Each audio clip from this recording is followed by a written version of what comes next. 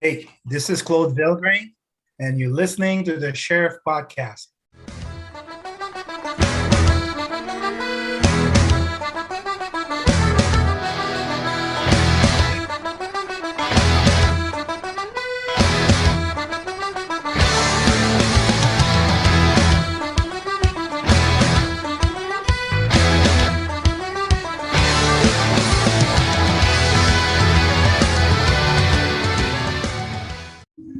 Welcome, everybody, to an exclusive episode of The Sheriff. Today, guys, I'm actually blessed with having a very close family friend as my special guest. Now, ladies and gentlemen, we have all heard the term hockey world. Today, I'm blessed with the opportunity to strengthen that famous saying by having this close family friend that I actually had an incredibly long time. Ladies and gentlemen, my guest today defeated all the odds, being an undrafted player, but determined to get to the National Hockey League, which was his childhood dream, and he was able to reach that, ladies and gentlemen.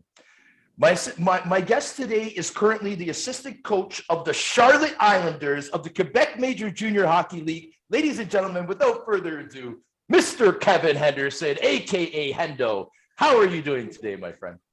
Doing great, Sheriff. No, I appreciate this, man. As I said, you said family ties. I remember sitting down with my family watching your first game played in Buffalo, and then even when I finished in Nottingham, and they're still telling stories about the Sheriff over from Belfast. So it's a pleasure, it's all mine, buddy. Well, I appreciate that, buddy, especially coming from you. I'm going to try to one-up you, though, Hendo. I'm going to one-up you because I was just told a story from my own mom where I do the recording live from Deep Dean. And she was telling me, Sean, it's been a really long time, like, that I've known, Mrs. Henderson, like Kevin's mom. And I'm like, really? And she's like, yes. When we first moved to Scarborough from Vancouver, okay, Catherine was signed up for soccer. I was signed up for T-ball. My mom had to go back and forth to make both trips, right?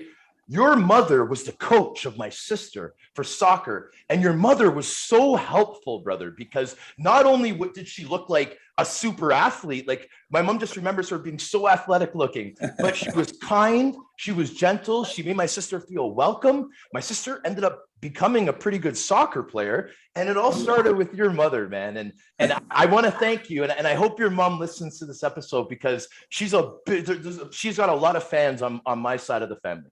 But hey, man, our family goes way back for sure. But I think both mothers definitely helped. I remember, I grew up more with Liam, but definitely Catherine with my sister Lindsay. Like they grew up playing soccer from like since they're little to like West Rouge, and yeah, they were all competitive soccer teams. But hey, I always remember watching them, and I always remember passing Deep Dean, and my mom was always like, "That's where McMorrow's lived. That's where McMorrow's lived." And it's crazy now how many connections we have, like growing up together and stuff. But it's awesome, and so many memories from your family side of the family to my side of the family. It's been great. And dude, it is great. And you know what, Hendo, like since we're on the topic, I think that we should probably embrace the topic. As I was mentioning before the recording, our area of Toronto is pretty blessed to be having the amount of guys that have actually made it to the National Hockey League pretty much from the same area of Scarborough that we're from. Yeah. So I'm going to impress the listeners. I love to educate. I love awareness. Scarborough needs to be on the map for the NHL, man, especially with how Bunting is doing this year for the Leafs. Yeah. Cardinal Newman student, Scarborough's own, Bunting, he's on the list too, but he's a heck of a lot younger than our group. And I'm going to get through the names right now, okay? So we're going to start with the Stewart brothers. We're talking Anthony and Chris Stewart. You've known them their whole lives, okay? Yeah. I've known them my whole life. We're going to get into Wardo, who I believe, are you and Wardo like best buddies? Like you guys are really close, right? Joel, I mean, they're all like the Stewarts and Wardo are definitely like family to me, but like Wardo, he's like a mentor. He's my brother. So yeah, I love that, man. Exactly. That's what I thought. I just wanted the confirmation. Mr. Dub Sims himself, Wayne Simmons, currently on the Toronto Maple Leafs. You've known him his whole life. I've known him his whole life. Let's continue the list. So we got Devontae Smith-Pelly, who I believe is also part of the group. I also believe that he is the youngest member of the group. Yep. I believe. I just remember the boys coming over, to my mom's house. And when Devontae first started coming around, like he was like, 14, 15, like not even in major junior yet. And everyone else was kind of like turning pro. And it was kind of an interesting situation. He was treated kind of like a rookie at the family parties, the same as he'd been on the hockey team. So it was a very interesting dynamic. And another guy I have to include is Mr. Duco, man. I got to include him because he's a Scarborough man as well, right? And he's part of the group as well. How does it feel to be surrounded with so many people, man, that have made it to the show like yourself, Scarborough? You know what? You know what's crazy is that and we're so close together. It's not like the one end of Scarborough to the other. Like the boys are Scarborough, all the boys, and like the thing that we do share in common was the absolute drive, right? We push each other so hard in the gym, and then whether it be training.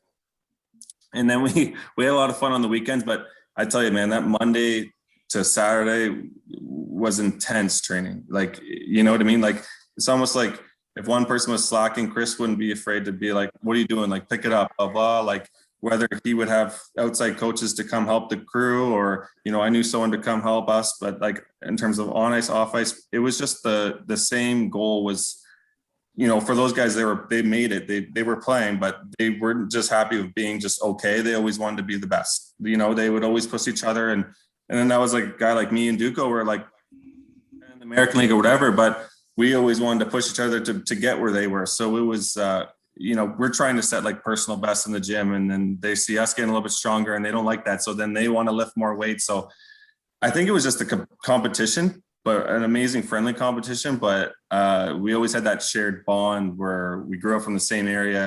And like you said, it's kind of crazy, but once we were done, we punched our ticket in the gym, we still hung out. That wasn't just like we hang out with each other outside the gym, off the ice, whatever. And we had a lot of fun. And like I said, they're all my boys. I love them to death, and we're all like family now. So it's been a great bond. And for me to see how amazing they've done, like, Anthony was always the oldest one. He always set the bar. I mean, well, no, like I remember watching we all watched one of the oldest, yeah. But Anthony was like one of the older ones, and then obviously then Chris. But they just did so well, and now Wayne's coming towards maybe the end, but he was unreal. Like, and it was kind of like and obviously Wardo was a little bit older too. But it was the coolest thing was like me being able to say, those are my boys. Like those are my brothers. Like watching them and like going in the room, like, how do you know these guys? I'm like, well, we all grew up in the same area. So it's a little bit very prideful, but at the same time, like so much respect for those guys, and they've done amazing, not only to shape the community, but also to, as I said, the way we push each other was the main thing. Was we always wanted to be the best we could possibly be. I don't think I could have said it any better than that, Hendo. And Hendo, like, I almost feel like it's a good point that you made. Like, guys would be like, how do you know these guys? Because it's not just a couple names, it's a big group. And I almost feel like there should be like some kind of NHL history chapter dedicated to Scarborough, man. You know what I'm saying? Because there's more guys that I didn't mention. I'm just talking about this close-knit group of friends right here. Guys like Trevor Daly. Trevor Daly, pretty much for the majority of his childhood, I think was at Nielsen and Ellesmere, bro. Like, in Livonia, man. You know what I'm saying? Like, definitely. Evan Katsopoulos, it wasn't too far off. Like, there's a lot of guys, man. There's a lot of guys. I'm sorry for everyone I'm not mentioning. I know there's a ton. Yeah, Scarborough's full represented in the NHL. And I just wanted the listeners to understand this. And like, I really wanted to kind of describe the whole mentality of the boys. And you did such a good job there, bro, because I think it's a very important thing. I don't think there's any other areas that have a group of friends like that have all had careers in the National Hockey League and beyond, right? So it's incredible, man. Thank you for sharing all that stuff. I got a big smile on my face, dude, because I can't wait for you to describe your journey, man. Your journey is what really gets me excited. I'm a stat guy, Hendo. I was the guy when you go into the visitors' dressing room on the road. I was the player that first picked up that stat pack. right? And then to my stall, and it was there. And everyone knew not to touch that one. You're gonna have to get one of the other ones because Max, he's doing his thing, right? Now, when you started tier 2, I noticed that you went a little north. You were playing for Thornhill. You were like the Islanders, and then they must have changed their names to the Thunderbirds. I'm assuming that last year junior, right? So now that was just a team that you went to try out for and made it. And like I remember how that was. I almost went to Bramalea, then I went to Pickering. How was it for you? Were you always going to go up there, or did you go to another camp? Or well, so I was like my first year to play tier 2. I actually like tried out for Pickering. I got cut, whatever. But then then you go back to your like midget AAA team. So that was the Islanders, and we were affiliated. Oh, okay. Affiliated with Thornhill. So I would be playing, but then get called up, and then I get called up to junior and play really well. And then they would just keep me for the year. So I was kind of affiliated with that tier 2 team. I didn't make. Like, I think I tried out for even like Wexford, Pickering, like the local ones. And I got cut. And so I just went back to play AAA, but then I would get the call up. And so then I kept playing tier 2, and then I did well. And then I stayed for a couple more years because I was thinking scholarship, right? Yeah. In between one of the years, one of the guys who worked for us in Thornhill, he was also like a scout for Kingston, where Anthony was, and he's like, come try out for Kingston, like just see how you'll do. And Jim Holton was the coach there, who's now I'm working with. He's the head coach of Charlottetown. He's like, just come and just see how you'll do with the competition. So I roll into Kingston, and it was actually Chris's first camp. So we both went to camp together as our first camps. Okay, so hold on. Sorry to interrupt you. Was Larry Mavity still there? He was, yeah. He was the okay. So, but when you say that the gentleman that's the coach where you are now, was he the assistant coach then? No, he was head coach. So, what was Mavity? Just the GM? Just the GM, yeah. Perfect. Okay, buddy. Yeah. So he was just the GM, and so we both were on to camp together. We both make the team. So then I remember like sitting down in the office with Mavity and Jim. And he's like, yeah, we want to offer you a contract, blah, blah. And I'm like, okay. But like, no offense to Kingston at the time, like the facilities weren't great. Oh, it was brutal. Yeah, it was brutal. Honest, Hendo. It was brutal. Terrible. Dude. Like it was fogging up one day, and like we had to skate around circles to get rid of the there was like it rained one day, and there was like water coming through the ceiling. So I'm like, this isn't like blow me away type thing. So I'm like, and then not even that, like at the end, like when he was sending me my school package, because as I said, I was trying to get a scholarship NCAA, and I had some offers to go. Yep. Had to be good money to pay for a CIS. So they're like, we'll give you like $5,000. And like, that wouldn't even pay for half a semester. So my parents and I were just like, sorry, man, like forget it. Going to go back to junior and just play it out and go scholarship. But I in mind, I did make major junior. So I was pretty pumped about that. I was going back with confidence, whatever. So then I go back, play a little bit, and then I kind of get banged up a little bit, like a little bit injured. And then Kitchener guy's there. He's like, how about you just come visit Kitchener? Because like I was free agent. Like I was never drafted to the OHL. I could go anywhere. So he's like, come just check out Kitchener. You can meet Pete, talk to Pete DeBoer, do a tour of the rink, blah, blah. So I go to Kitchener, sold out like 6,000-7,000 fans, like Maple Leaf Gardens where you grew up. Oh, yeah. And then you talk to Pete, he's like world-class coach. And you're like, I'm like, mom, and I'm like, I gotta play here. And their school like triple that, like, you know what I mean? So it was like all boxes were checked. Like they had, like Mike Richards was playing there, like world-class guys, Dave Clark, all the guys. And I'm like, this is the exact opposite of Kingston at the time. So I'm like, I gotta go here, guys. Like, they're like, absolutely, blah, blah, like your school will be covered. So next thing you know, I'm like on my way to Kitchener. And that's kind of how it all started. Cause I was never, I could just pick, right? So that was one time not being drafted was helpful. So for sure. Did they do the renovations at that point when you got there? Yeah. A couple of years after? No, well, like was it renovated when you got there? Yeah, like it was beautiful when I No, because I went recently to a Oh game. no. So when I was in Kitchener, like, and then talk about like Mike Duco. So me and Mike Duco played Thornhill together for 3 years. Wow. Okay. Then 2 years in Thornhill. Sorry, 2 years in Thornhill, and then he went to Kitchener, and then I followed him. We played together for like 5 years straight, and like we're obviously best close buddies as well. But to talk to your point, so I joined Kitchener the year after they won the Memorial Cup, and then I left Kitchener as an overager the year before they hosted the Memorial Cup. So they did all the like the extra renovations for that Mem Cup, right? Yeah. Yeah. So, but it's unbelievable there. No, it was unreal before those renovations too. It's definitely world-class organization, like tops in the CHL for sure. I agree. I like when I recently walked into the Kitchener Auditorium, I thought I was at Maple Leaf Gardens. I'm like, aren't I? It's unreal. Yeah. Sure. Yeah, Church Street, Carlton, whatever it was, Yeah, I know. So now, dude, okay, so you get the Kitchener, Dukes is already there, so you got a buddy there, and that helps. People think, oh, it's not a big deal. It definitely is a big deal. It could be like a turning point, and if you end up doing well or not, because a lot of guys need to feel comfortable in order to perform, right? Some guys, it takes longer for some guys to get comfortable than others.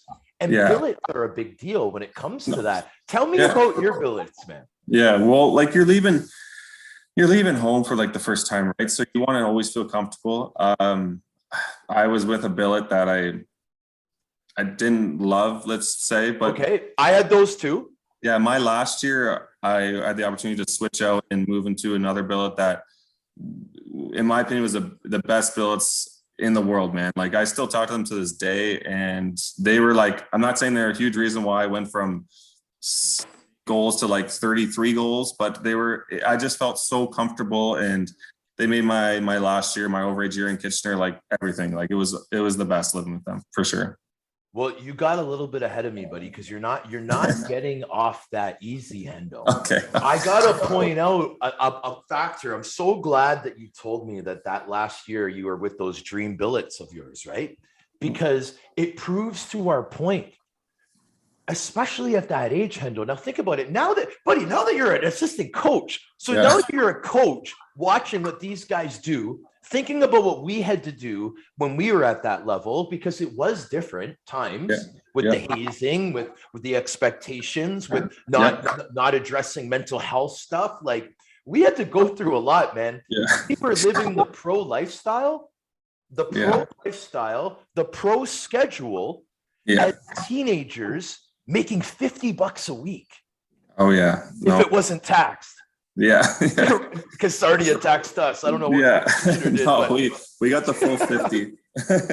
Right? Yeah. So, I mean, it's a lot. So my point is that to a 17, 18, 19, doesn't matter what, to a teenager, if you have all these pressures, you got to perform, you got competition, you got school to worry about, you got girls, you got all these things to worry about, right, Hendo? And then you gotta go out there and live with people that you've never met before.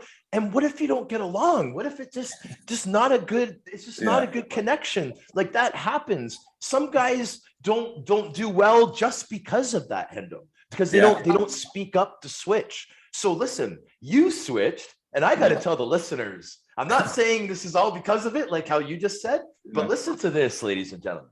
So this guy almost triples his point total, and ladies and gentlemen, almost quadruples his goal total from his second to his third year with the Kitchener Rangers. Okay, his third year, this guy scored 33 goals in the regular season.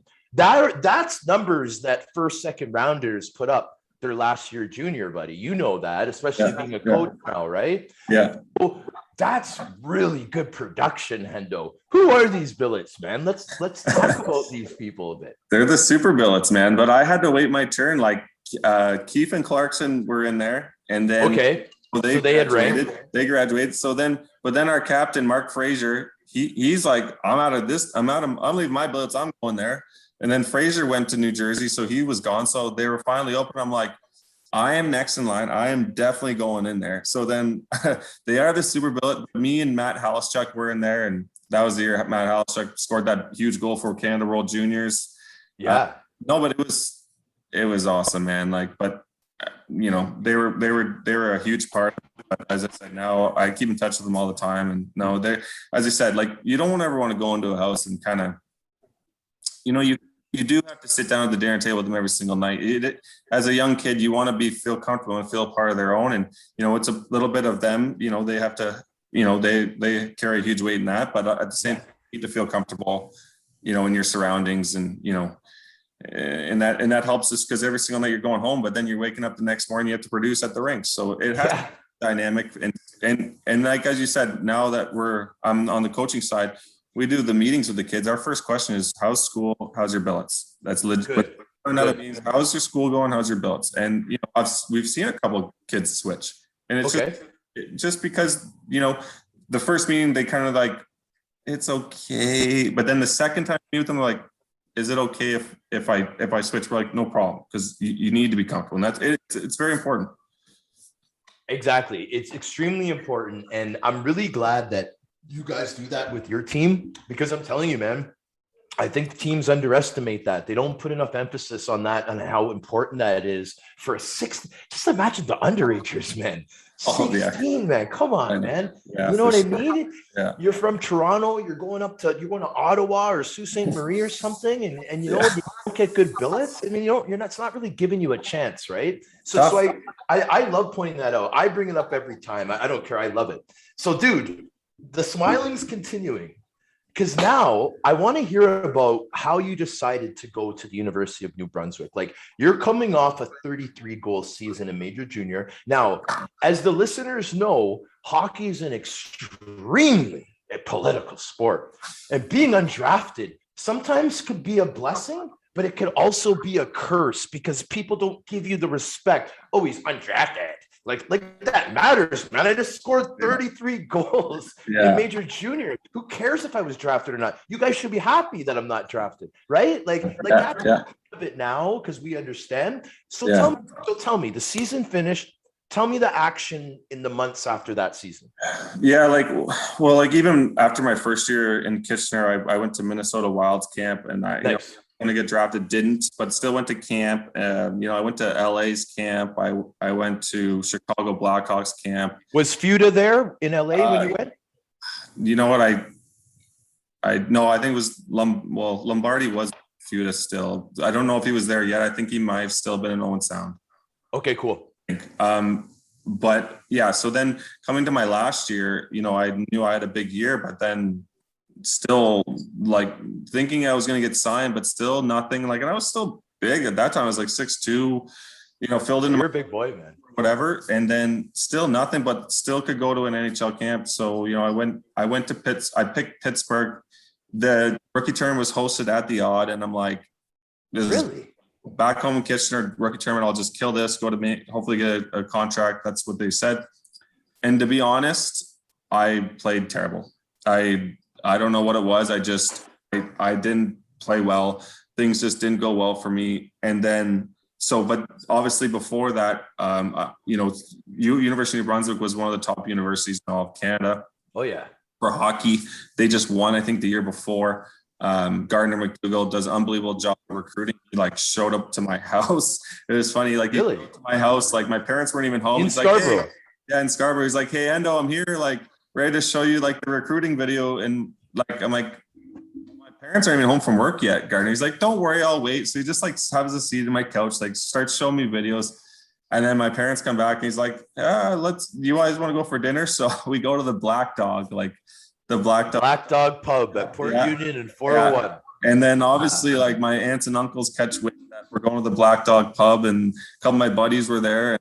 Now we're sitting at a huge table with Gardner, and he's still to this day says is the biggest bill recruiting he's ever had in his life. But we wrapped that bill up. But anyways, so he did a lot of things other schools didn't. So I was like, if Pittsburgh fails, which I failed Pittsburgh, I just didn't play well. Going to school isn't a bad thing with the school package that I have. And it was the best decision for me. Again, I was late bloomer. Didn't get the contract, but the drive was still fully there. I needed to be better. So going to there, which is a way better league than the OHL ever was, because it's all the best go there. It worked out well for me. Yeah. And like, okay, so yeah, Hendo, let's outline that a little bit, because that's important too. People need to understand that when players go and make a major junior team, the biggest thing is the contract, because it's pretty much a professional league that these kids are playing in. So they get their contract now, and you'd be able to explain it better, Hendo. Is the biggest part of the contract the school package? Would you say? Like, it's got to be, right? Yeah, it's different now because it's like, but again, I wasn't drafted, right? So obviously, if you're a first round, you get X now. That's just standard. Second round, X.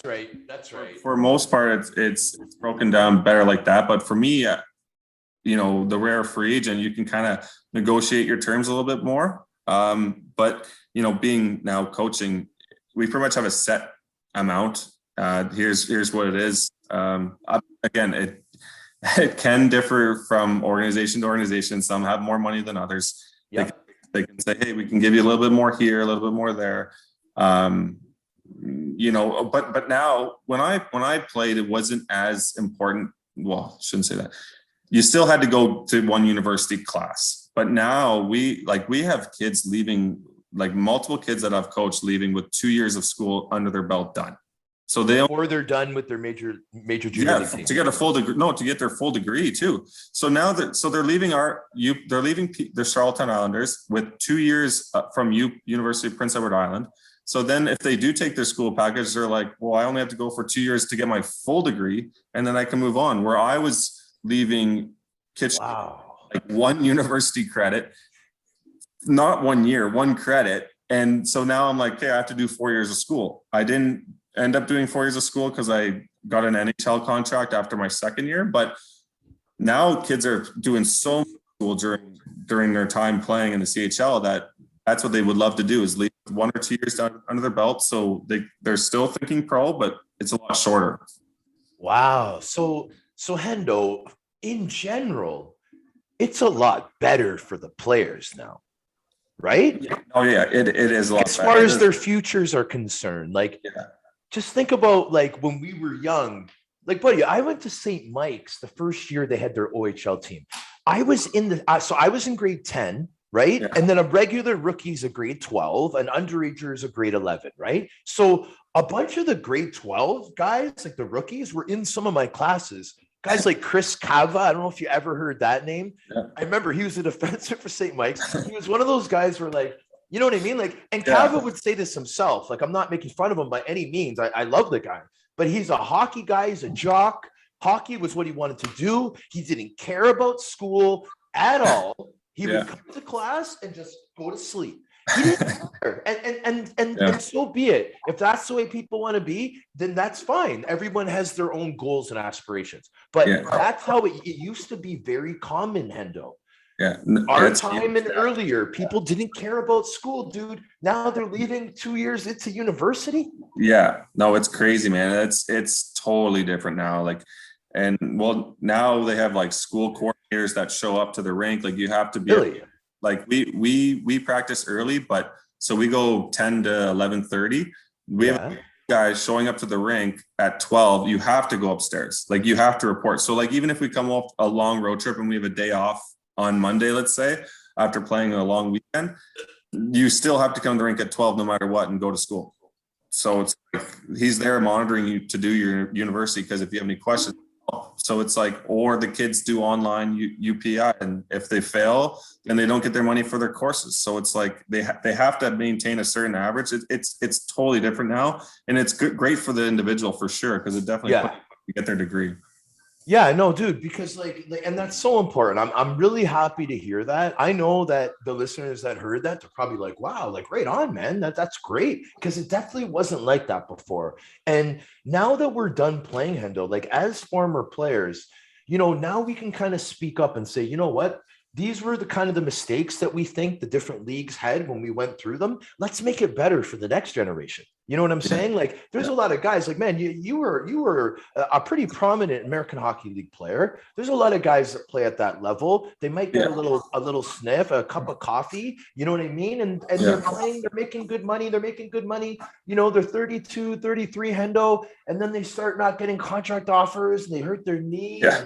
They're just forced to retire, dude. Yeah. And they got nothing, bro. Like, they were making decent money to that point, you know, maybe making 80, maybe 100 if they were a veteran. You know what I'm saying? But then it just goes to nothing. So now there's programs that guys are starting to have where they're getting guys into the trades right away after with the PHPA. You know, the fact that Major Junior has changed to the point where you guys are so strict with the education, bro, that's wonderful. I'm really happy to hear that, bro. So kudos to you guys. That's incredible. Yeah, no, it is. It is awesome. It sets up perfect for the player. Like, as I said, like they can, you know, hopefully we always want them to go play pro, but if they want to go use their school package or whatever, and just having 2 years done out of the door, even if hockey doesn't go their way right away, they can still just do 2 years of schooling. Like it's a no-brainer. Yeah, dude.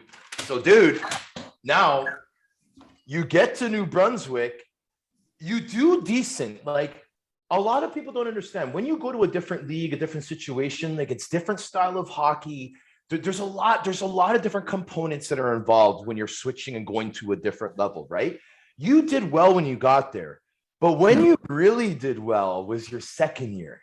Yeah. You lit up the league, man. Yeah. Gentlemen, this guy had 50 points in 28 games. Those are regular season. I'm sure you killed it in playoffs or postseason stuff as well. I just don't have the stats, Hendo.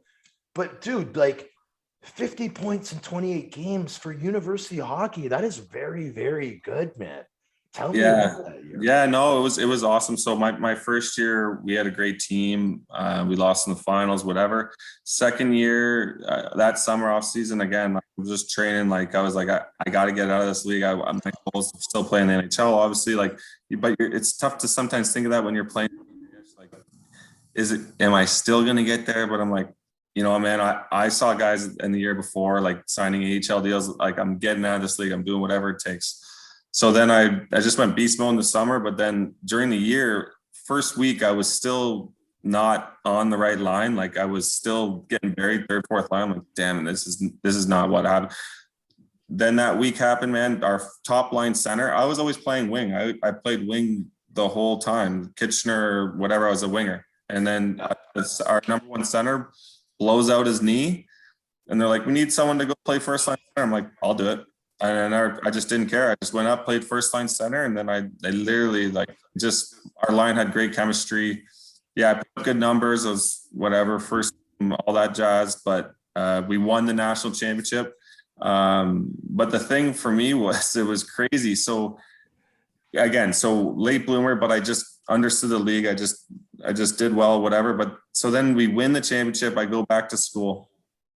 I'm in class because you still have to finish your schooling. Like, you win and there's still like a month of school left. You don't take it that serious. You have one good week of partying, the championship, and then you try to switch back to school mode. Yeah. But then I'm in my class and like my phone's, and I like answer it. I'm like, hello? He's like, hey, Hendo, it's Pete DeBoer, Florida Panthers. I'm like, hey, Pete, how's it going? He's like, yeah, so we want to fly you down and we want to talk to you, and, you know, we want to talk to you about contract offer. I'm like, excuse me? Wow. Yeah, we want to fly you down to Florida, blah, blah. So I fly down to Florida, meet with Pete, and actually Jim Holton was the assistant coach of Florida Panthers at the time with Pete DeBoer, crazy enough. Jeez, buddy. Yeah, Anthony was there in Florida. Keep going, bro. And then so I fly in, meet with them, fly back. They send me a contract offer, go back to school. I'm like, this is insane. Like, I'm my first NHL contract forever. Go back to school the next day, go to class. My phone rings again in class. I answer it. It's like, Doug Wilson, San Jose Sharks, just want to talk to you about offering you an NHL contract, blah, blah. I'm like, this is nuts. This is like a dream right now. So then next day, another team, next day, another team. Like, I had 4 NHL contract offers.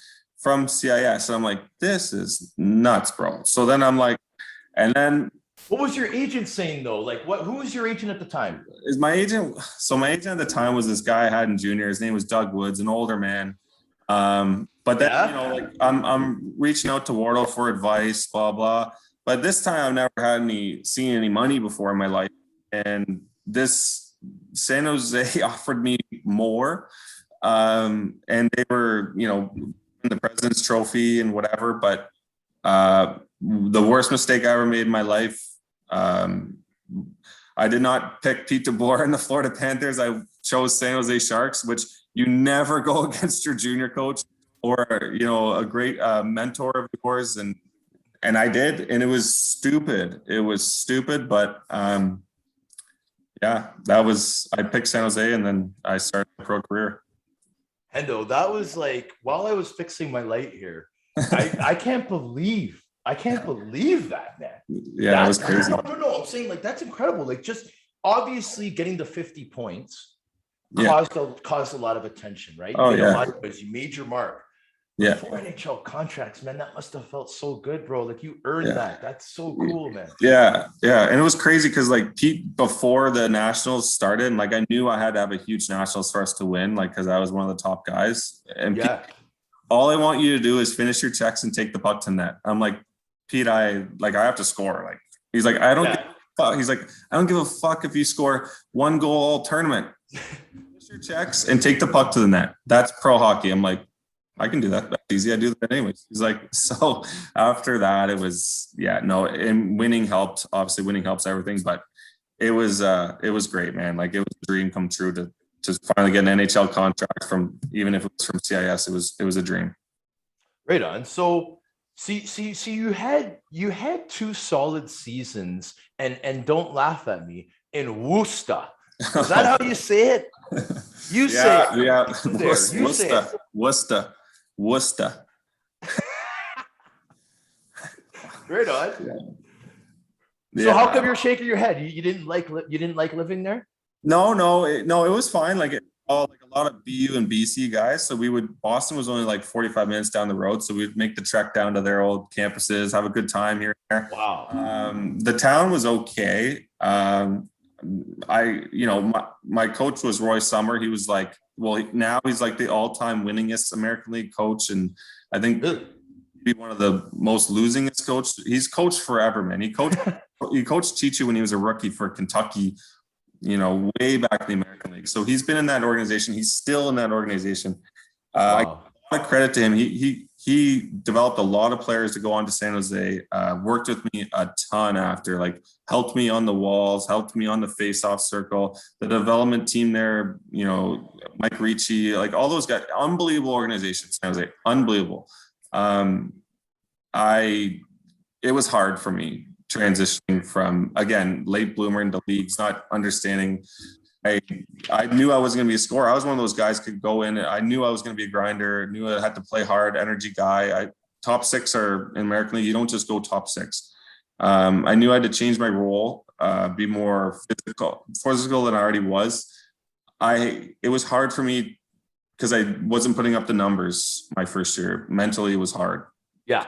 I had a lot of pressure on myself because I wanted to get to the NHL. I was closer now, but the mental game was like wearing. I wasn't scoring as much, and now I just had to like be able to. I was in and out of the lineup, like that. It hurts, but it made me stronger in a way. My first year was okay. We had a great team. Second year was a lot better, but it was tough, man. Like the thing. I've had like 9 surgeries from playing, man. Like a lot of surgeries. So I was mentally, I always had to get through that and then keep coming back. Like my body is absolutely destroyed. But actually in Kitchener, I ruptured my kidney. Like we were playing Owen Sound in the playoffs. The Harry Lumley Arena. It's like concrete in those boards. The puck down, and I went from basically our hash marks all the way to their goal line. And Andre DeSakara tripped me on the goal line, full speed into the boards. It was playoffs. I thought nothing of it. I was just playing, and I thought I broke my ribs. Take the bus ride home, and I took a piss at my and it was like pouring a bottle of red wine in the toilet.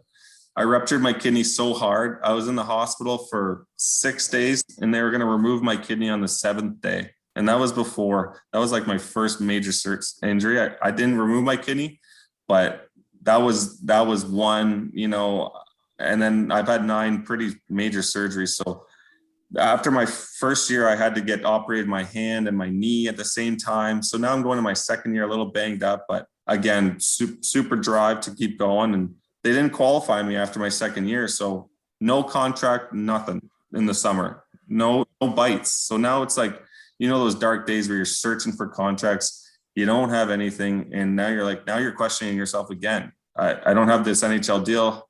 How am I going to get it back? I can barely get an American League tryout. Go to the American League. I go to Portland. I get a tryout with Portland Pirates. Show up to Portland, and we do an inter squad game, and I rip my rotator cuff right off the bone. No way. Contract, nothing. PTO, no rotator cuff after being in peak shape. And this is in September. So I get surgery in Portland, and then I just go home with, again, no contract, nothing. Now I'm just searching for anything out there. And this is who I owe pretty much all my rest of my hockey career to, is this man named Paul Fenton, used to be the GM Minnesota Wild. His son, PJ, played for Worcester. So he saw me a little bit here and there, saw my games a little bit, knew. So he's like, we'll sign you to a PTO in Milwaukee. And then that's where it all started, man. When I got that PTO in Milwaukee after rehabbing my shoulder in February is where it all started. That was the main part of my career going forward, was that. Okay, so I'm really happy to hear you say this, because I'm gonna read you straight from my notes what I wrote about this time. Now, is this after July 1st, 2012? Like, it's that signing, or is the PTO signing the year before that? The PTO signing was like that year, the year before, after my 2 years in Worcester. Yeah. Was that February was I signed up just a PTO. Okay, yeah. So that February, but what about the July 1st, like when you signed, like in Nashville? Yes. Yeah. So Nashville, yes. I signed that PTO, like I was saying. But wasn't it July 1st though, Hendo? Yeah, July 1st. Well, I signed the PTO in February, and then I turned that PTO into an NHL contract. Okay. So this is what I wrote. I believe that this is when there was an incredible shift. Getting ready to go to the next level type of movements. Okay, Hendo? So you signed this deal.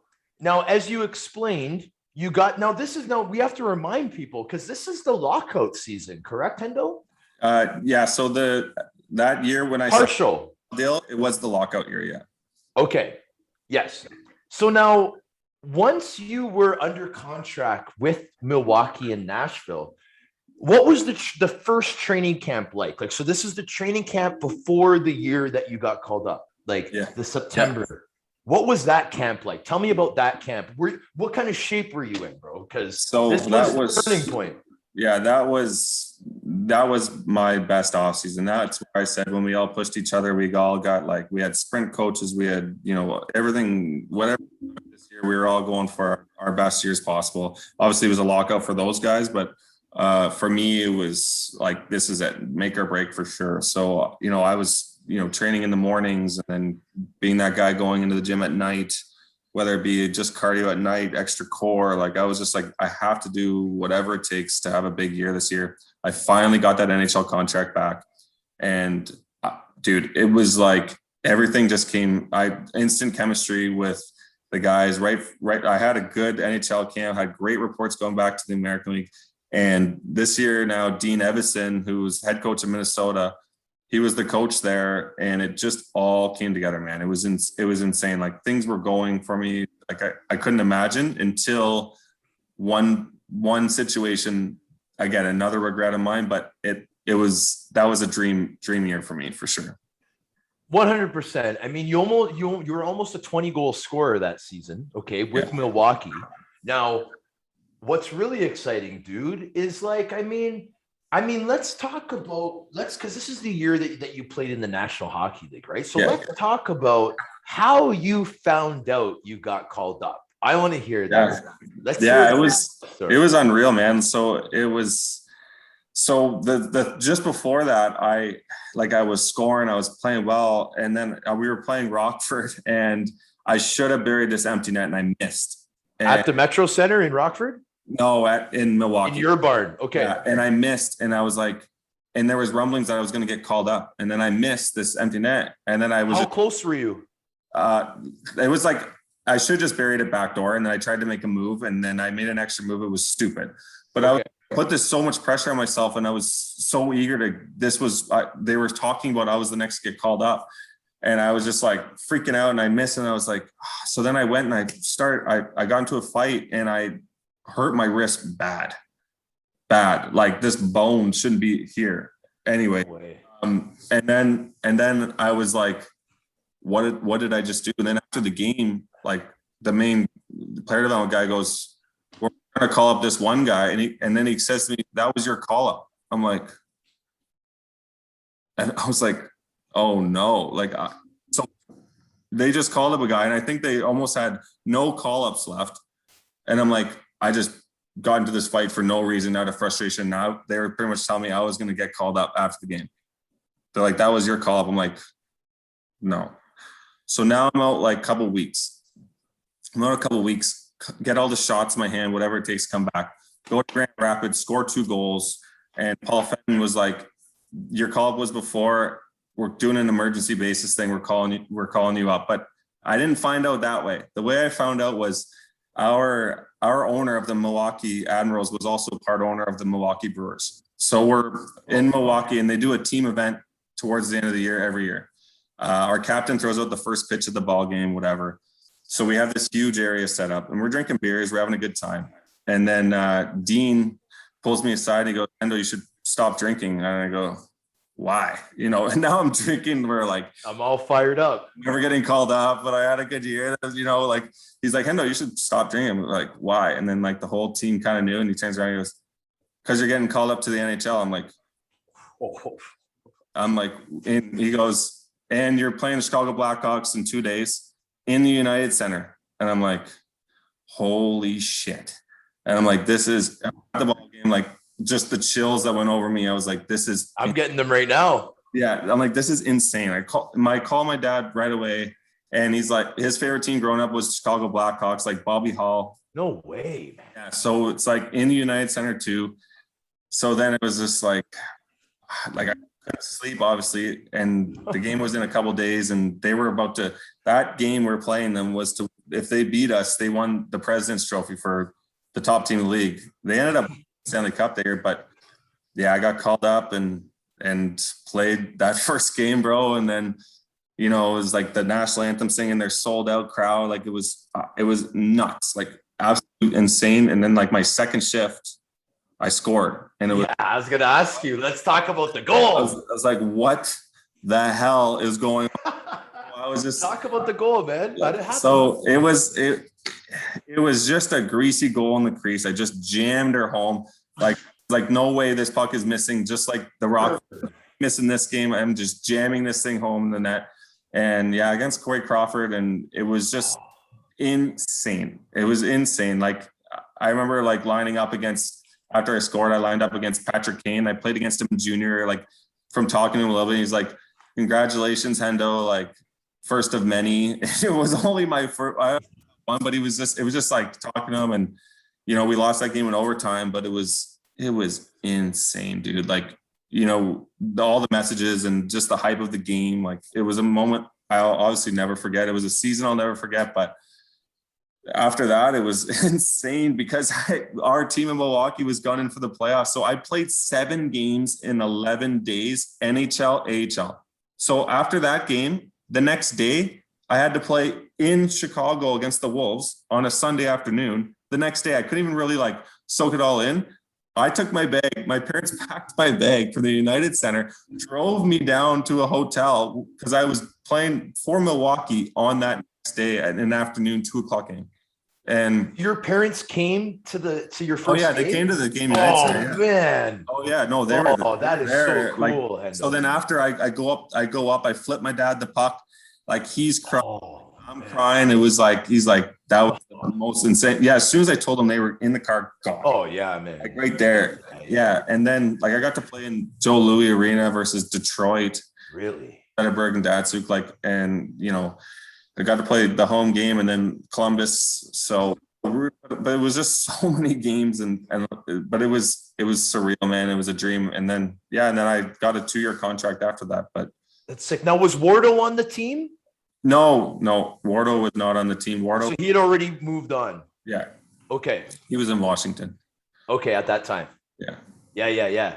Dude, that is super cool, man. Thank you for sharing that story, bro. That's one of the coolest NHL call-up games, scoring first game, parents making it down, stories. That was sick.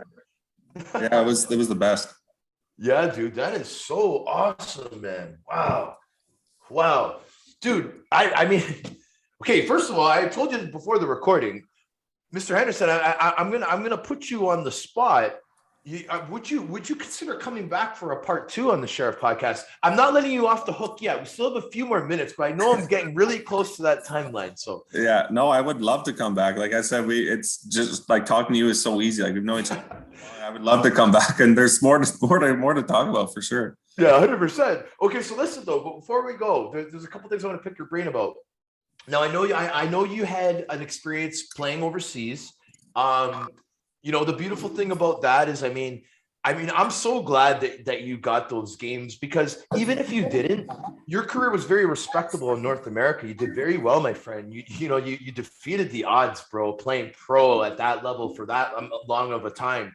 Now, in everybody's career, obviously there's a time when they're ready to see something different, Hendo. You know what I mean? Because they have to make a decision. Like, am I content with the status quo and what I think is going to happen this year again? Or am I ready to see something new? You know, you got that opportunity. I was blessed with that opportunity. I would like to talk to you about Nottingham, England. Yeah. Because I know a little bit about that place. Now, dude, first of all, for the listeners that aren't familiar with the EIHL, the Elite Ice Hockey League in the UK, it is an incredible league. When I was there was 10 imports. I don't know how many were allowed when you were there. Yeah, a lot. Right? But the point is, Hendo, is that it's 2 lines and 4D mostly Canadian guys, Canadian American usually mixed. You might get 1 or 2 from one of the European countries, right? Yeah. All very, very good East Coast or very, very good American Hockey League imports. Is that the way it was when you were there? Yeah, no, for sure. And like as you know, like the top guys like Belfast, Nottingham, like Cardiff, Sheffield, yeah, primarily get the top guys, and that's because they have a little bit more money, but their fan base is unbelievable and their rinks are huge. Like they draw well and they're known for success. But we had great imports and Belfast as well. But for me, the main thing for me was Chris didn't really play to start that year, and I kept telling him like, this is the most fun I've ever had. One of the most fun I've ever had playing hockey, dude. It was over in Nottingham. Like, no, you just have fun with the boys. You have beers after the win. You just chill out, dude. Pints after the game, and there's no pressure. And I got Chris to come play.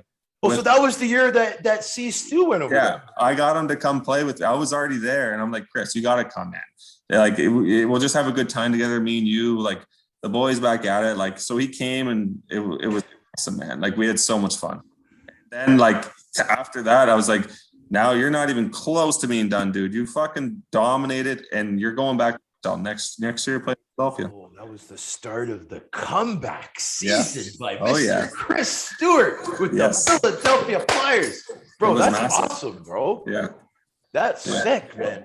You're a big part of that, Hendo. You got the train rolling, bro. Right? Well, come back. For the listeners, we're talking about Chris Stewart, former NHL player that just finished up with Philly a couple of years ago. Wow, man, that's pretty cool, man. So how well did you guys do that year in Nottingham? We did well. Like, we should have done better. Like, our coach got fired at Christmas, but we had a way better team. What, the guy that was always there? No. So that guy, he went He switched teams? He went to Germany. Oh, wow. Their coach, yeah. What was yeah, his so- name again? I don't know why I can't think of it. He was a defenseman. Yeah, I know. All-Star coach. Hendo, He's a- you know I was the leading vote getter for the All-Star game, eh? When I played there, but I played that game, bro. No, I know. You had the badge on your helmet, bro. I know. He was No, my I know. coach, though. I can't believe I can't remember his name. I know. Why am I drawing a blank too? Anyway, we'll think of it. Corey Nielsen. Corey Nielsen. Yeah. Corey Nielsen. Yeah, and Yeah. so he was gone, but our coach gets fired at Christmas. Our owner comes down, looks in the dressing room, and he's like, "Hendo, you need to be assistant coach now." I'm like, "What?" Oh, as a player coach. Yeah, so I'm like Reggie Dunlop, player assistant coach. This is where all the coaching things started going in my brain. So now I'm like coaching, but playing and like thinking about systems and all this stuff. But like the best was like I'd be playing, I'd finish a game, and our head coach at the time come in and goes, "Yeah, you guys have one day off. We'll see you." And then I come back and I'm like, "Guys." He's like, "Hendo, we need 2 days off." So then I'd go back in the coach's dressing room and like, "We need 2." He goes, "Okay." So I would do things like that, like help out with the systems and stuff. But I was obviously thinking about getting into coaching before, but now being more on that side and helping out, that was my last year. It helped me springboard into the position. Wow, bro. Buddy, can you see that I'm on the edge of my seat listening to your stories? Yeah. It's real. Okay, I had to squeeze Nottingham in there because I always love it when I have a guest that has played over there and if you think about it, bro, our same Scarborough group, A Stu's been over there. Yeah. You got C Stu over there. You were over there. I was over there. Who else was over there? Duco was over there. Yeah, Duco was there. Sheffield, yeah. Sheffield or something? Yeah. Right? And again, there's more names, right, guys? But like it's pretty cool league. Like I definitely recommend players if you're in the ECHL and you don't think that you have a shot and you're getting offers from the elite ice hockey league, like bro, I don't know what they got going on in Nottingham, but when I was in Belfast, they have incredible school programs there too, bro, with Ulster University. I'm sure Nottingham too. That's what mainly gets the guys is you can do your master's program. So you're like, even without like, you could just have, it's weird. You could have like a high school education and get your master's program. But like, so guys are leaving with their masters and they're like applying for these nice jobs, but at the same time playing in front of like 8,000 to 10,000 fans. Like you wouldn't even think they're out there, but they're out there and they're there, man. Such a great time. Like it's, you can travel anywhere out there. Like I loved it there. Where did you go before you left? Did you go anywhere before you came back to Canada? Like when the season was done? Yeah. Or during the break or whatever? Yeah, no. So me and my wife, we went to Dublin. We went to Barcelona. I proposed to her in Rome in the Colosseum. No. Yeah. That year? No way. So yeah, when the year ended, me, Chris, Holly, and my wife, we went to Rome, and I proposed to her literally in the Colosseum when, with Holly taking the video of us. So come on, yeah, we did a family trip there, and it was really special. But how long were you guys engaged when you went to Nottingham? No, years? No, like I proposed. You proposed. Sorry, you proposed. Yeah. Sorry, you proposed after the season. Yeah, I proposed. You started the engagement. Yeah. Dude, that's you know what, man. These are the stories that I love to hear, man. This is it. So Holly has obviously you guys have it now, but she was actually recording your proposal. Oh yeah. So me and Chris knew, and like obviously like it was a funny story. So like I have the ring. But I had the ring the whole time. We're staying in this villa and I have this ring and it's hot out there. So I can't just put a ring box in your pockets. Like I'm wearing tightish shorts, like shorts, not tight, but you can tell there's something in there. Yeah. So if she ever was to pose for a photo on me, she would know there's a ring box in there. So I'm like, we're going through the gate. There's like gates and like security wands, like up your front and up your back before you get into the Coliseum. So I stuck the ring like in my boxers in my private area, because I couldn't put it in my pocket. So now it's my area, junk area. So then I see the wand coming. I'm like, Chris, he's going to wand me down, like the ring. Like the detector would go off. And it's like, you're going to have to drop to one knee in the line here. I'm like, but I'm not even in the Coliseum yet. So he wands my back. And then I just keep walking. nothing. So I get in. So I'm in. Now we're in. Now we're like, okay, we have to find the right spot. And we had this like key word to say. I'm like, this is the spot. It wasn't that. It was like, we actually used the word ball main, like ball main, like ball main, like, so we're like, this is the spot. So then I just dropped down and Holly's filming it. And then like all like the photographers, people who are like just in there, like 1,000 people just stop and like staring at me. And then and she says yes. And then like, they're all clapping, like in the video, like they're all clapping for us. It was insane. So then like, and then I kiss her and then they're like, woo. And I'm like, what? In a room. Yeah, it was awesome. It was special. So no, it was, and to be there with those guys who were Chris and Holly, like obviously, like I said before. So it was just a great moment. And what's your wife's name, brother? It's Emily. Emily. Now, is Emily local for us? So I met her at Wayne Gretzky's. Downtown? Oasis was the rooftop patio. She was working at a law firm in Toronto, but she's actually from PEI. Charlotte. Working now. So I'm living with like right around the corner from her family now. So this coaching in the queue, living where she's from now, it's perfect. So that really worked out for you, eh, buddy? Yeah, it worked out unreal. Wow.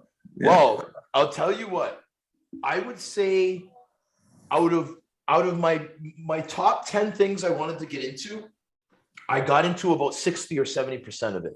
So we have a lot of ammo for a part 2, but that's only what I prepared for this show. There's so much more. Like, you know Nice. what I mean? I know, like I'm grinding it out. I'm doing the show and I'm working. Trust me, if I was doing this full time, I would have 3 shows for Hendo lined up. I'd be like, Hendo, can we book you tomorrow? Then can we book you in 1 month? And then can we book you in 2 months from now, Mr. Henderson? Whenever you need me, buddy, I'm there. You know that. Awesome. No, I really appreciate it, bro. Like, I had so much fun. I can't believe the stories you told today, buddy. Have you like, dude, have you ever like you're like an entertainer? Like the boys do you do a lot of the talks in the dressing room? Like the boys must love you, man. Oh like, man. No, like, bro, you're yeah. an entertaining guy, man. You're very entertaining, dude. No, you entertaining one. I know about you. You're definitely the entertainer, but no, I love the boys, man. I know. Dressing room, like it's like no other, especially after a nice weekend. You know what it's like. You get in there, you tell stories, but hey, there's nothing like a team atmosphere, man. And but being on here with podcasts, like you were before we said, like it'll be easy, don't even worry. And then just talking with you, like, we could keep going for hours. No, like, I know, buddy. I know. That's we know each other so well, but this has been great, bro. I really appreciate it. Oh yeah, dude. You're gonna have to do me a favor though, Hendo. Yeah, I'm gonna really need your help to complete this Scarborough mission of mine, man. Like you know what I mean? Like I got, and hey, like ladies and gentlemen, let's not forget, Jason Payne is older. He's older. He's a 77. Painter. Yeah. He's a 77. So he's 5 years older than me. He's even older than Wardo. Okay. Yeah. But Painter's also kind of one of the boys, Scarborough. You play for Don Mills a little bit, you know, like he's in there too. You know what I'm saying? Yeah. You know? And then like Kevin Weeks and all those guys, they're too old to be part of this group. They're legends to us, but they're the group. But anyway, I need your help with Joel. I need your help with Dub Sims. I need your help with a couple guys. I already got Anthony and Chris. Right? Yeah. And so yeah, dude. But yeah, I really want to outline the history of hockey with Scarborough. And dude, it's so rich, bro. And we really need to embrace it. We need to be proud of it. Man, I'm telling you, man. If they ever had a tournament for the boroughs and the GTA, and we had Team Scarborough, bro, easy win, easy. But the West would have Akeem Alou, and everyone else is on our side, bud. What do you think's gonna happen? Buzz, we could get a Highland Creek team going there. Highland Creek, man. I'm telling you, bro. I'm telling you. Yeah, bro, easy. No, I'm really glad you brought up Highland Creek. That's awesome. Yeah. That's awesome. But yeah, I'm going on now, Hendo, because I'm having a good time with you because you're a buddy. But like, I honestly, buddy, I had a really fun time today. I want to thank you again for coming on. I got to thank the listeners for tuning into another episode of The Sheriff featuring special guest Kevin Henderson, aka Hendo, to all of us. But dude, you're incredible. Keep doing what you're doing, bro. Stay on the right path. I can't wait for our part 2, and I'm going to keep you informed of everything going on in the future. Okay, my man? Oh, thanks, Sheriff. I really appreciate that, buddy. The Islanders are in first place right now, so hopefully a lot of good things coming in towards playoffs. So the boys will keep rolling on our end, and you keep doing your thing over there, buddy. Thanks, buddy. I appreciate it. We're going to sign off here, guys. Woo!